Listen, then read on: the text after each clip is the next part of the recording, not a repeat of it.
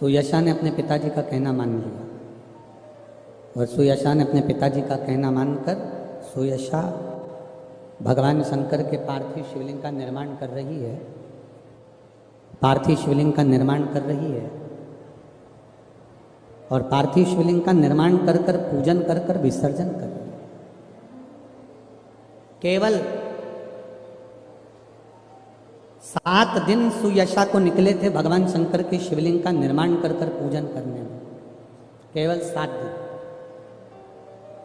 हम कई बार माताओं से कहते हैं, भाइयों से कहते हैं कि कभी तुमको ऐसा लगे, आप लोगों के जीवन में भी कभी ऐसा लगे कि मुझे भोलेनाथ जी का आज तक दर्शन नहीं हुआ, मुझे राम जी का आज तक दर्शन नहीं हुआ, मुझे आज तक भगवान कृष्ण का दर्शन नहीं हुआ, मुझे आज तक भगवान का दीदार नहीं हुआ, भगवान का दर्शन नहीं हुआ। तुम्हारे मन में अगर कभी ऐसा लगे तो एक बार 7 दिन का पूरा नियम ले, 7 दिन का पूरा नियम। कैसा नियम? सुबह से उठूंगा, सुबह से उठूंगी, मुख धोया ना धोया, कुछ खाया ना खाया, पलंग पर बस उठ के बैठी। जिसको अगर शंकर भगवान का, राम जी का, कृष्ण भगवान का लोग कहते हैं क्या भगवान का दर्शन हो सकता है, 7 दिन का नियम धारण करो। सुबह उठो, पलंग पर उठते से सबसे पहले भगवान राम, कृष्ण या शिव जिसका तुमको दीदार करना है उसका 5 बार 7 बार नाम का उच्चारण करो, उसको पुकारो। आप नहाए ना नहाए,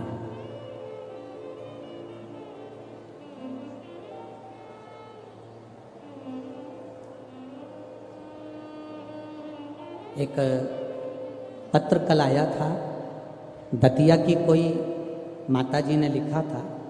पत्र बड़ा अच्छा था और उस पत्र से केवल दतिया वालों का नहीं, संपूर्ण जितने श्रोता कथा सुन रहे हैं सबके लिए उस पत्र में बात है। केवल एक दतिया वालों के लिए नहीं, संपूर्ण। उस पत्र में किसी ने, माताजी ने लिखा था, गुरुजी हमें ये पूछना है कि हम स्त्री हैं, हम नारी हैं और स्त्री महीने में रजो धर्म से हो जाती है, रजस्वला हो जाती है। कल का पत्र है वो, स्त्री रजो धर्म से हो जाती है, रजस्वला हो जाती है, रजो धर्म में आ जाती है महीने में। गुरुदेव उस समय पर वो ना मंदिर जा सकती है, ना भगवान के लिए कोई कार्य कर सकती है, ना वो कोई अच्छी जगह पर पहुंच सकती है। तो हमें केवल इतना सा पूछना है कि उस रजस्वला धर्म के समय पर क्या हम भगवान का नाम ले सकते हैं कि नहीं ले सकते? हम मंदिर नहीं जा सकते, शिवालय नहीं जा सकते, यज्ञ में नहीं जा सकते, अनुष्ठान में नहीं जा सकते, हम कहीं पर भी अच्छी जगह पर नहीं जा सकते, तो क्या हम भगवान का नाम ले सकते हैं कि नहीं ले सकते? तो महाभारत का चरित्र उठाकर देखिए, द्रौपदी का 3 दिन का रजोधर्म और दुशासन ने चीर खींचा, द्रौपदी का बाल पकड़कर दुशासन सभा में लेकर आ गया।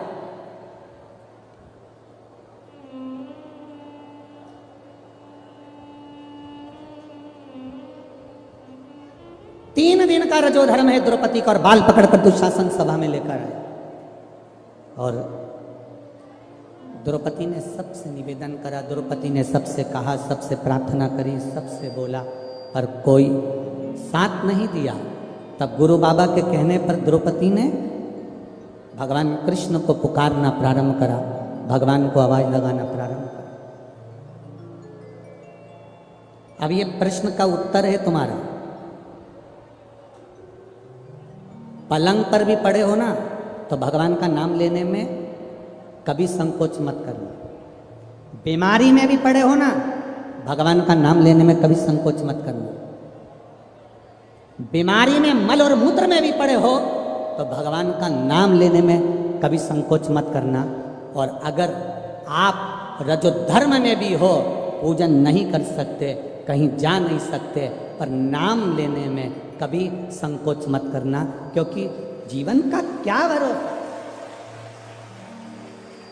जीवन का क्या भरोसा। मंत्र जाप, नाम जाप, स्मरण, भगवान को पुकारना, भगवान का नाम लेना, ये बंद नहीं करना।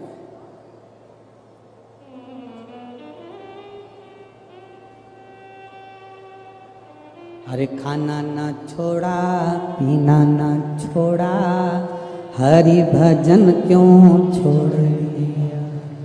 जाना ना छोड़ा, आना ना छोड़ा, फिर सत्संग जाना क्यों छोड़ दिया।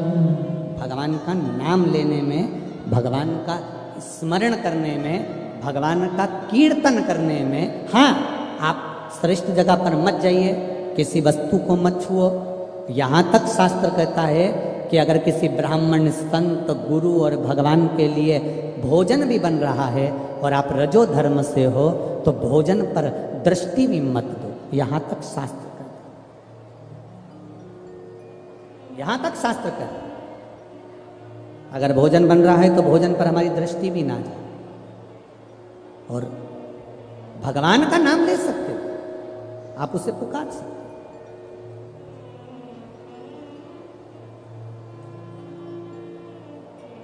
मृत्यु की घड़ी में भगवान ये देखेगा क्या उस समय पर कि ये रजस्वला धर्म में है, तो अभी इसको हम मार नहीं सकते, अभी हम इसको ले जा नहीं सकते। मृत्यु की घड़ी में ये नहीं देखा जाएगा। मृत्यु की घड़ी में तो केवल तुम्हारा जो करा हुआ पुण्य है, मृत्यु की घड़ी में तुम्हारा करा गया सत्कर्म है, मृत्यु की घड़ी में तुम्हारा करा गया अच्छा कर्म है, केवल वो तुम्हारे सम्मुख में रहेगा।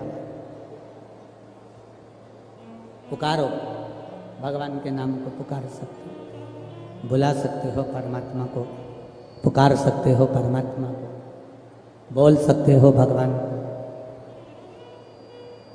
शिव कथा कह रहे हैं।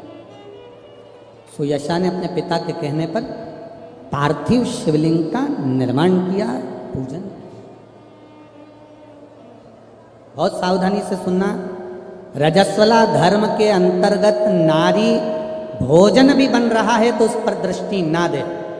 रजस्वला धर्म के अंतर्गत नारी पूजन वाली जगह पर ना जाए। रजस्वला धर्म के समय पर नारी अच्छे कर्म की ओर ना जाए। पर रजस्वला धर्म भी अगर तुम्हारा है, कोई बीमारी भी तुमको है, कोई रोग में भी तुम पड़े हुए हो, पर भगवान का नाम लेने में कोई दोष नहीं है। भगवान का नाम तुम कभी भी ले सकते हो जब तुम्हारी मर्जी। 7 दिन का नियम धारण करो। सुबह उठो, भगवान का नाम लो, स्नान करा, पूजन करो, बाबा के मंदिर में जाके 1 लोटा जल समर्पित करो, घर आओ, भोजन करो। भोजन करने से पहले अपने पास में थोड़ी सी अग्नि, जो तुम्हारे यहाँ चूल्हे में हो, जो भी अग्नि हो, उसको लेकर जो भोजन की थाली में भोजन है, उस थाली के भोजन को निकालकर अग्नि में दीजिए। 1 रोटी निकालकर गौ माता की दीजिए, आधी रोटी जो भी भाग निकाल सकते हो वो स्वान को दीजिए, और फिर बाबा का नाम लेकर प्रसाद समझकर भोजन को ग्रहण करिए। दिन में, शाम को अपने कर्म को करते करते भगवान का नाम लेते रहिए। जैसे ही प्रदोष काल आए, शाम का समय आए, भगवान देवाधिदेव महादेव का स्मरण कर कर 1 दीप दरवाजे के बाहर लगाओ और बाबा का भजन करो। 7 दिन जो नियम धारण करता है, 7 दिन में किसी न किसी रूप में मेरा महादेव आकर एक बार दर्शन जरूर देता है, ये निश्चितता। पर उसमें हमारी पवित्रता होना चाहिए, उसमें हमारी पवित्रता हो, उसमें हमारी पवित्रता का भाव हो। हम पवित्र भाव से, शुद्ध भाव से हम भगवान का भजन।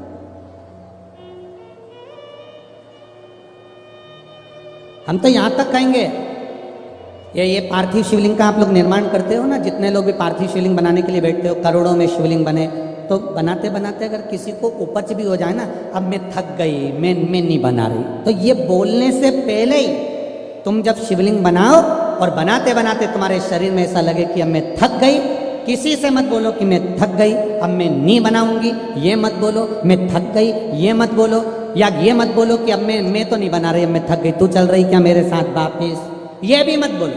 आपसे नहीं बन रहा शिवलिंग बनाते हुए, आप बस उस शिवलिंग को बनाकर हाथ जोड़कर बाबा देवादिदेव महादेव से प्रार्थना करिए, भगवान शंकर से निवेदन करिए, भगवान शिव से प्रार्थना कर कर बाबा से विनती करो, बाबा आपकी कृपा से जितना बन सका मैंने आपके शिवलिंग का निर्माण किया है। बाबा ये आपकी करुणा या आपकी उदारता या आपकी दया है जो ये मैंने बनाया है। ये आपकी कृपा से, आपकी दया से, आपकी उदारता से मैंने निर्माण किया है। बाबा ये उनसे निवेदन किया है, ये उनसे प्रार्थना करी, ऊबो नहीं, ऊबना नहीं है। हम तो कथा में भी कह देते हैं आपका मन लगे तो शिव पुराण में जाओ, नहीं तो काय को टाइम बर्बाद करने के लिए आते हो। मन लग नहीं रहा,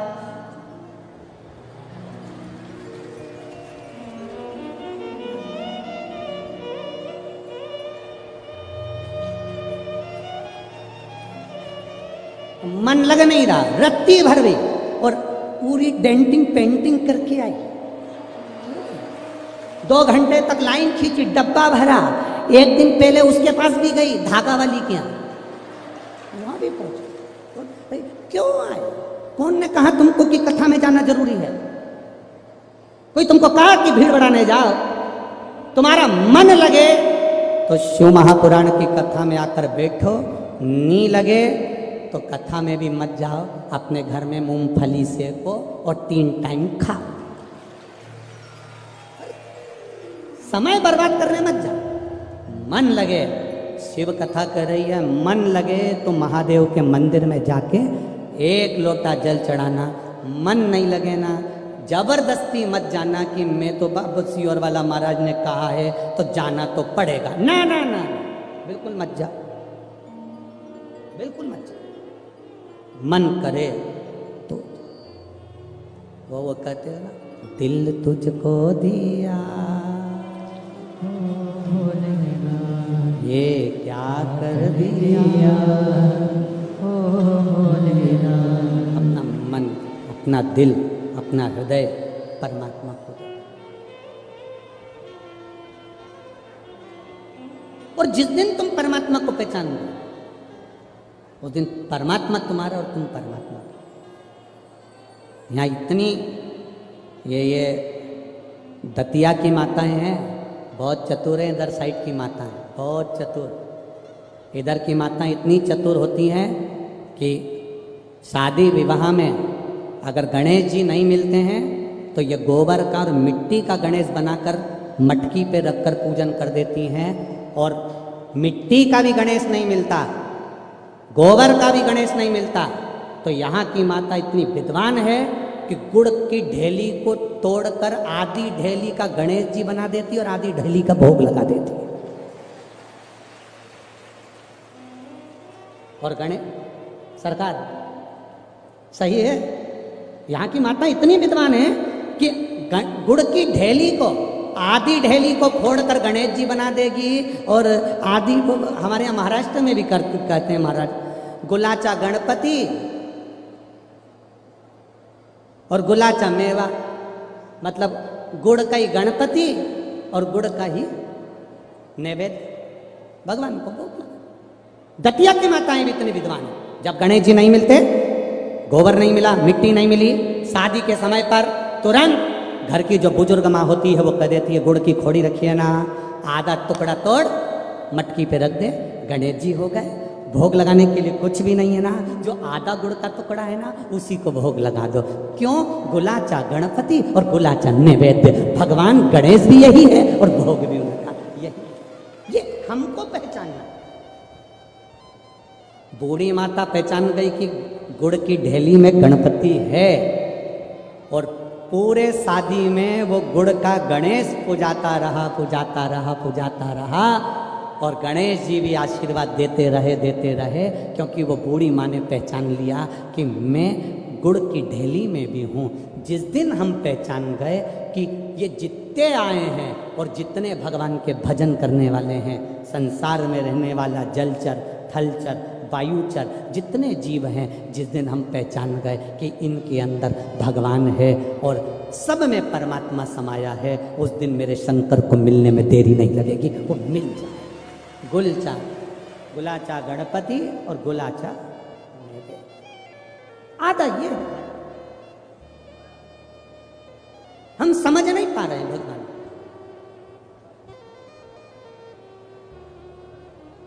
हम परमात्मा को जान नहीं पाते।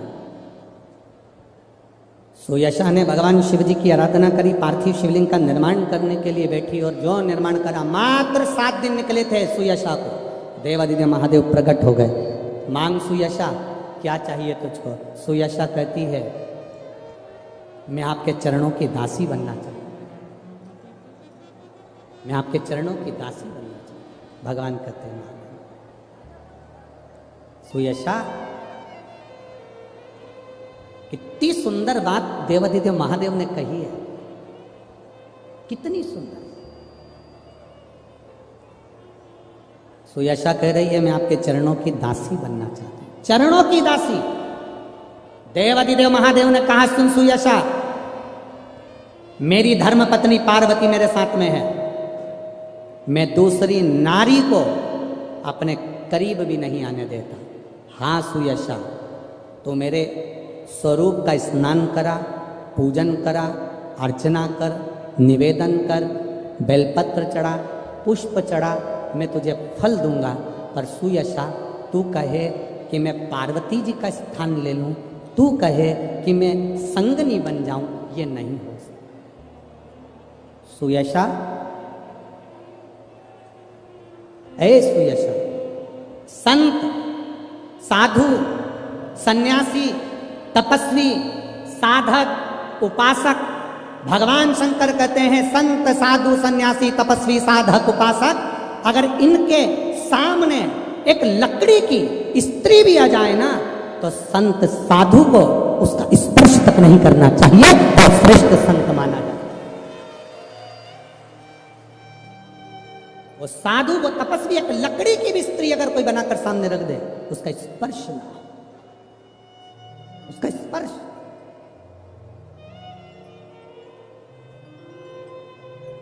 आप लोगों को थोड़ा सा बुरा जरूर लगता है, पर महाराज जी हम जब सीहोर से चलते हैं तो एक फॉर्म भरवाते हैं, हम वहां से चलने पर एक फॉर्म भरवाते हैं कि व्यासपीठ पर या हमसे कोई मिलने आएगा तो चरण नहीं छुएगा, ना स्त्री छुए ना पुरुष छुए, क्योंकि पुरुष छुएगा तो उसको देखकर स्त्री छूती। नारी चरण ना छुए, अगर नारी को चरण छूना है तो अपने पति के और घर के माता पिता के छुए, इसके सिवाय ना छुए।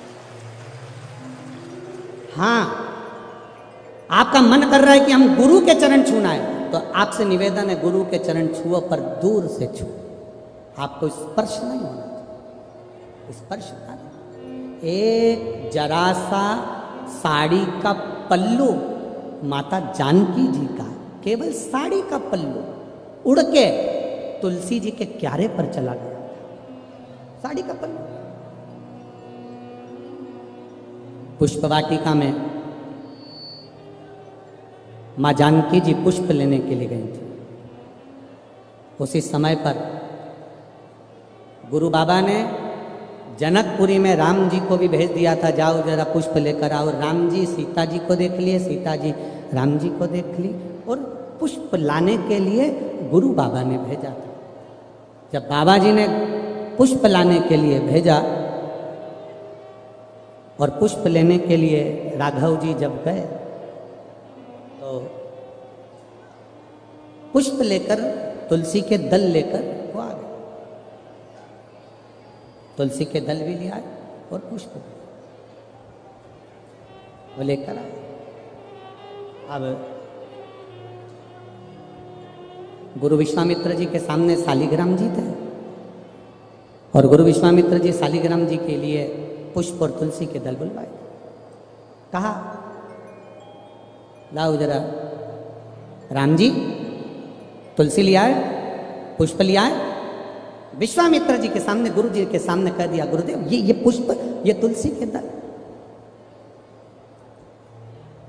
ये पुष्प हैं, ये तुलसी के दल।